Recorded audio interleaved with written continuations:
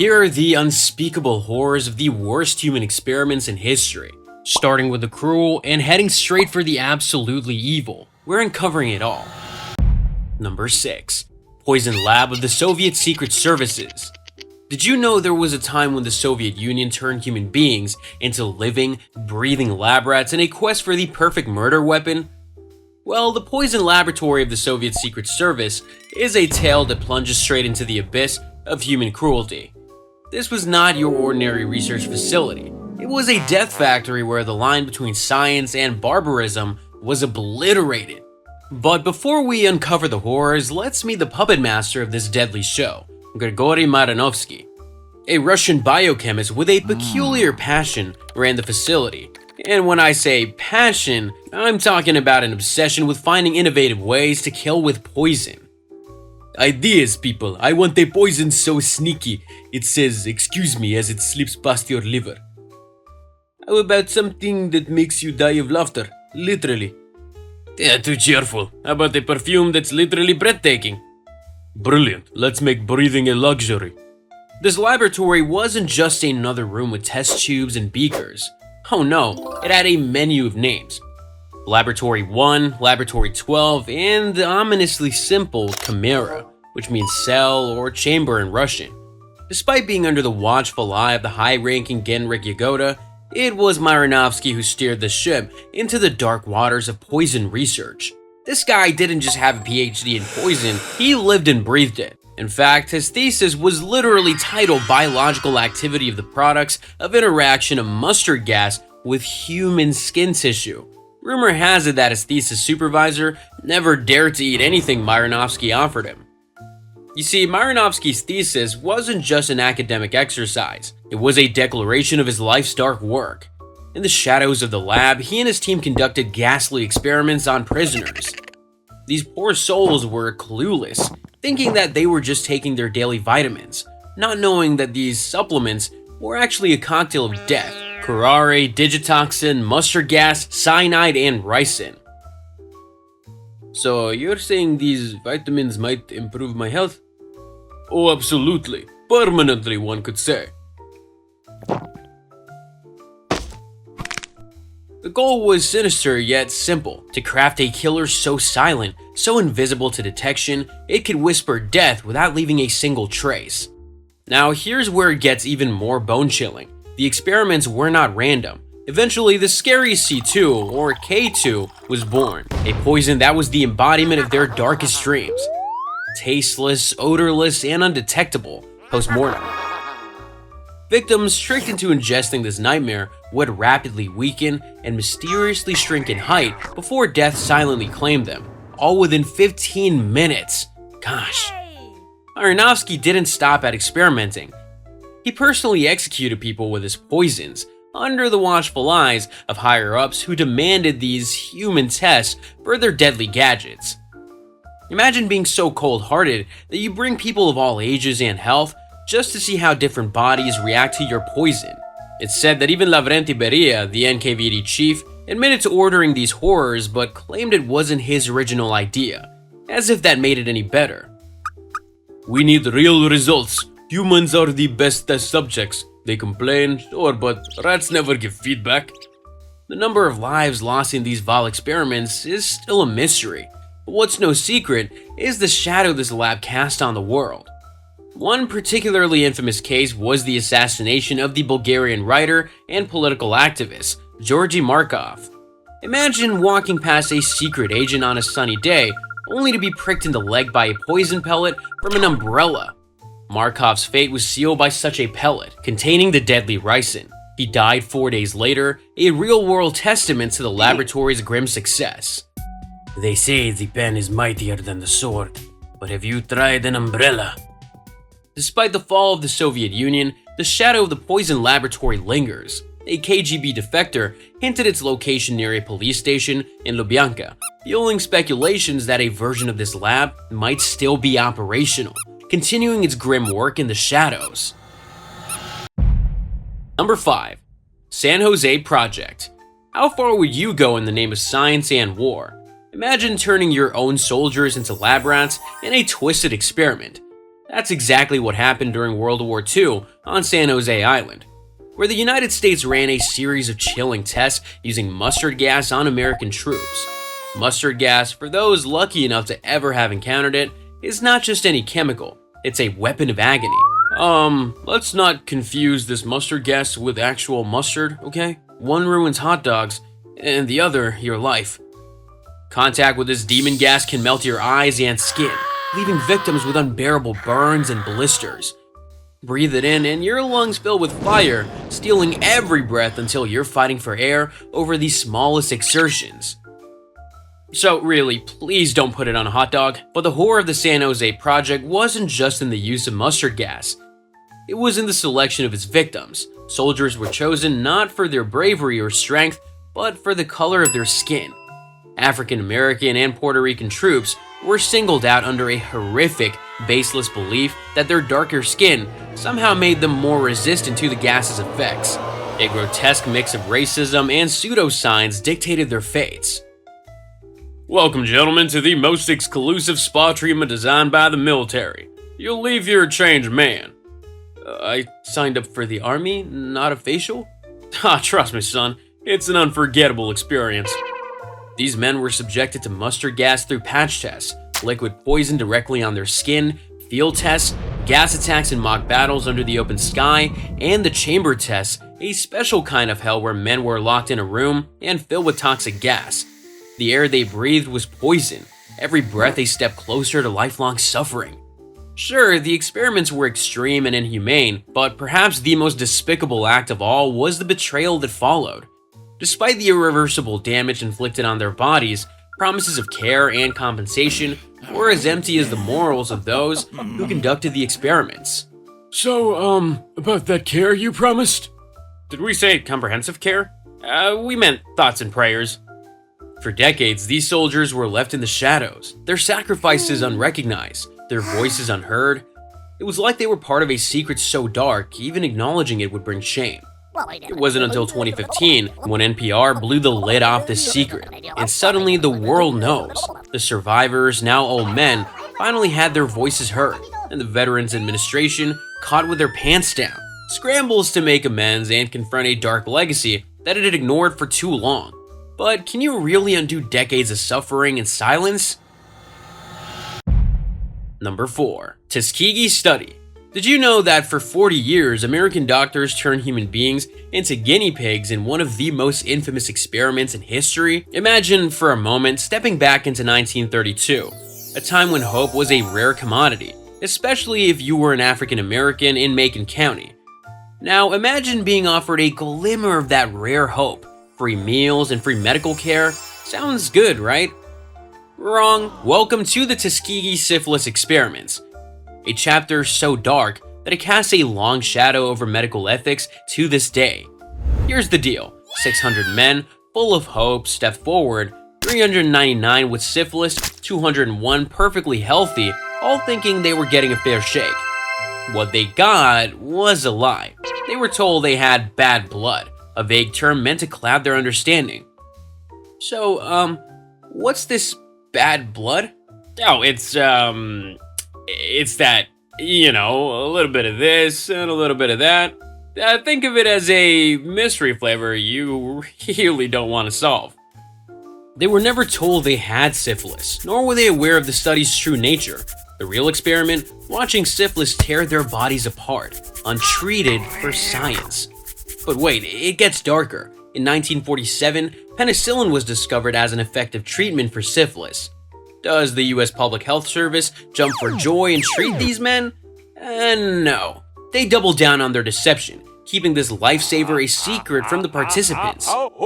Take this, it'll help. What is it? The power of positive thinking in pill form. They lied, handing out placebos and calling it treatment, all while watching these men, their wives, and their children suffer and die from a completely treatable disease. They even had the audacity to ensure these men couldn't accidentally stumble upon treatment elsewhere, turning doctors in Macon County into gatekeepers of a cure they would never offer. We've added you to an exclusive list. VIP treatment? Something like that. Very ignored patients. Imagine being so twisted that you compile a list, a blacklist, ensuring none of these men could seek treatment outside your grim study.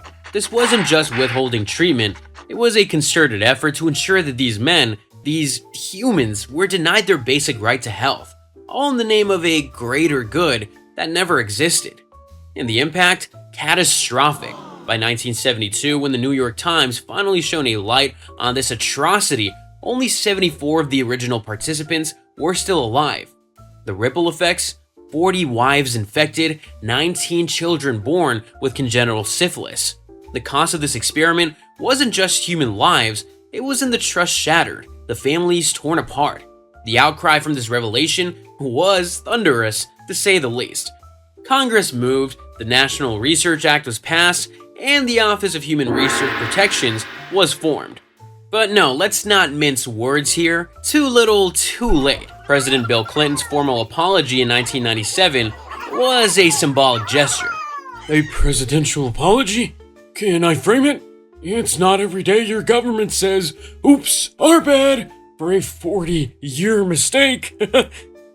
But one must ask, can such measures ever be enough to mend the trust shattered by such a profound betrayal? Number 3. UK germ warfare tests. So imagine you're just chilling in the UK, sipping on some tea, maybe walking your dog in the park, and bam! You find out you've been part of a massive secret science experiment. No kidding, from 1940 to 1979, the UK turned into a giant outdoor lab without anyone saying, "Heads up!" For nearly 40 years, the public was spoon-fed lies. The UK's Ministry of Defense told everyone, "Oh, we're just checking out air pollution and doing some weather homework." But behind the curtain, Porton-Down, the oldest biological weapons lab in the world, was conducting tests to see how vulnerable Britain could be to a Soviet bio-attack. This chilling revelation came to light in 2002, exposing a deep-seated betrayal by the government against its people. In their quest for national security, the government was like, "Let's sprinkle some chemicals and microorganisms on our people for national security." One horrifying chapter in the saga involved planes dusting vast areas from northeast England to Cornwall with zinc cadmium sulfide. This chemical, though used for its glowing properties to trace dispersion patterns, was far from harmless. Cadmium is known to cause lung cancer, and during World War II, it was considered as a chemical weapon by the Allies. Isn't it romantic? Just you, me, and E. coli floating in the air. Nothing says love like sharing a petri dish's worth of bacteria. Oh, and it gets wilder. They also release bacteria like E. coli and another one that's like anthrax light, over more than 1 million people all over the South Coast. Imagine for a moment taking a leisurely stroll or enjoying a picnic, completely unaware that the air you're breathing is laced with bacteria used as anthrax stand-ins. They even tested germs in the London Underground at lunchtime to see how they travel. The very institutions meant to protect the public were testing the waters of germ warfare on their own soil, with their own citizens as the guinea pigs. No, this sandwich tastes funny. It's probably the side of anthrax light they're serving up on the tube. Great, now even my lunch break feels like Russian roulette. Despite the government's insistence that these tests were safe, the legacy of fear and potential health ramifications linger. Families in affected areas have reported clusters of birth defects and other serious health issues, igniting demands for a public inquiry.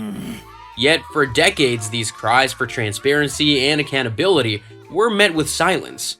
This whole UK germ warfare test story is a wild ride that makes you wonder about trust and how far is too far for national security. It's a reminder that sometimes the line between protecting and endangering folks can get really, really blurry. Number 2. Nazis experiment on twins. Did you ever hear about the time when evil wore a white coat and played God with human lives?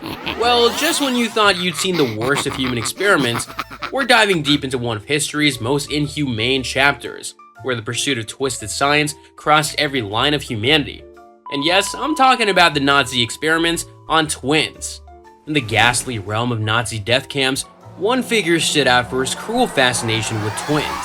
Joseph Mengele, a doctor who seemed to step right out of a nightmare, made Auschwitz his personal laboratory for genetic experiments. His mission? To crack the secret code on how to make the perfect human, using twins as his lab rats. I'll take these two and those. Feels like we're at a twisted supermarket. Buy one, get one free? Now, Mengele, also known as the Angel of Death, wasn't your typical villain. Dressed to the nines and with a calm demeanor, he might have passed for a gentleman, if not for his dark obsession. He'd pick out twins from the crowd like he was shopping for apples, choosing them for his horrifying experiments. Out of approximately 3,000 twins and mostly kids, only a mere 200 survived his clutches. At first, life for these twins didn't seem so bad. They got to go to class, kick around a soccer ball, and didn't have to do the tough jobs. But then things took a turn for the worse. Trucks would roll up, and one by one, twins were taken to Mengele's lab for experiments that sounded like they were ripped straight from a horror movie script, and many didn't make it back. We are making humans better. Okay, by what standard? Frankenstein's? The level of detail Mengele demanded in his measurements was, creepy. The twins were forced to undress and lie next to each other. He measured and studied everything, and I mean everything, down to the most private parts. But it didn't stop there. Mengele's experiments were the stuff of nightmares, blood transfusions from one twin to another, only to swap it back again, because why not? Then chemicals were injected into their eyes in a vain attempt to turn them blue, which often caused severe pain, infections, or blindness. Why? Only the shadows in Mengele's mind know. He thinks changing eye color will make the perfect human? I guess he missed the lesson on personality. Or common decency. But wait, it gets worse. Mengele played God, giving diseases like typhus and tuberculosis to one twin and not the other, watching the cruel game unfold. If one twin died, the other was executed immediately, just for a post-mortem comparison. And let's not forget the surgeries, without any anesthesia. Yes, you heard that right, without anesthesia. Imagine having organs removed, limbs amputated, or being castrated, all while fully awake. Ugh. Just a regular day in Mengele's House of Horrors. Mengele wasn't content with mere physical torment. He inflicted psychological pain too. He was often known to appear with pockets full of candy and chocolates to pat the twins on the head, talk with them, and sometimes even play. Many of the children, especially the younger ones, called him Uncle Mengele before being led to their doom. His experiments weren't just science, they were torture, all in the name of creating a so-called pure race. See, I can be nice. Yes, he mixes up Candyman with Boogeyman. Now, if you thought that was the peak of Nazi evilness, think again. The level of brutality at Auschwitz wasn't unique to Mengele. Across Nazi camps, prisoners were dunked in ice water, forced to drink only seawater, or stuffed into chambers that made them pop, like a bag of chips in the microwave. All in the name of science. Because why stick to one form of torture when you have a whole buffet of cruelty? So yeah, those Nazi camps were basically the worst place you could imagine. But just when you think you've heard the worst, there's always something else that makes you go, no way, it gets worse? And guess what? There is.